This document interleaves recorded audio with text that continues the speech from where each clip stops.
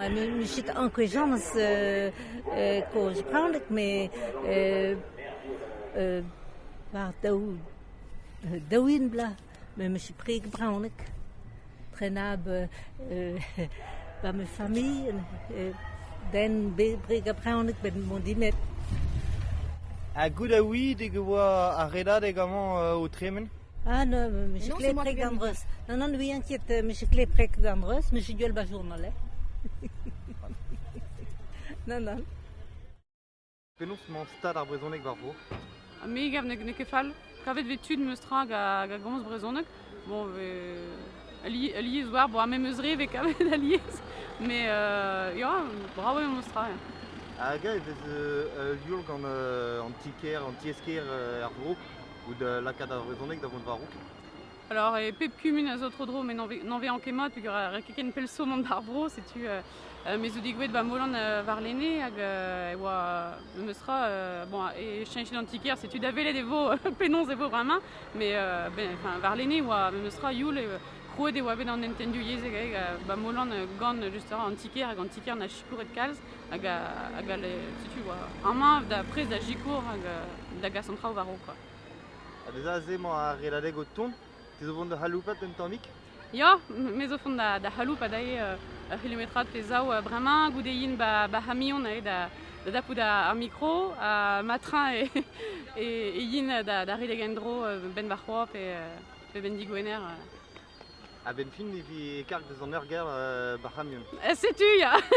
Ya, red vodin planta ba setu lakad nerz un tammik evit rei kalon an dud vo redeg.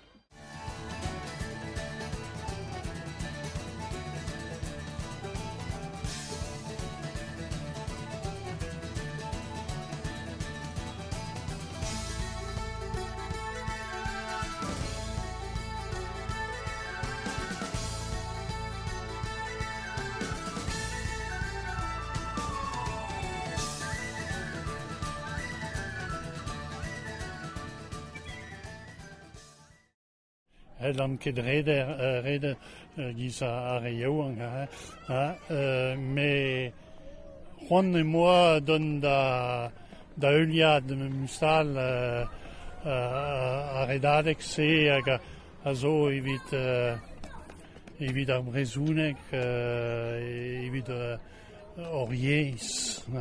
A me zonj eo mat kaout skolioù giz diwan hag a zesk da reioan. Petra ve tu ober just a war oud lakad ar regoz da gojeal gant ar revian pe gant an tu deuet? Dar voudu mossen zo matre evit ser trao, evit eskem, evit lak an ol dud assemblez. Mais bon, gwire ve greit bep daouvla a redadeg, mat ve fe kal traoal eue, bon, tol kurun, e bro kemperle, ne kefal eue. Petra sonjiz deus an eskemou a zo etre ar regoz hag ar revian? Kalstrivou zo begret bar vro amañ gantol kurun.